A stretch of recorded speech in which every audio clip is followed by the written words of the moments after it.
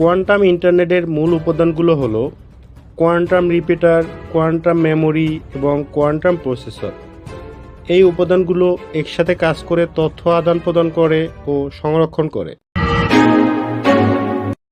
Quantum ইন্টারনেটের ব্যবহার অনেক ক্ষেত্রেই হতে পারে, যেমন নিরাপদ যোগাযোগ, জটিল সমস্যা সমাধান এবং সঠিক গণনা ও পরিমাপ।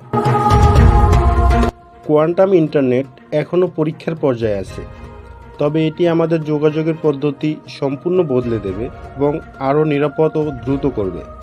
কোয়ান্টাম ইন্টারনেট ভবিষ্যৎ যোগাযোগের একটি বিপ্লব। এটি আমাদের তথ্য নিরাপত্তা এবং দ্রুততার নতুন মাত্রায় নিয়ে যাবে।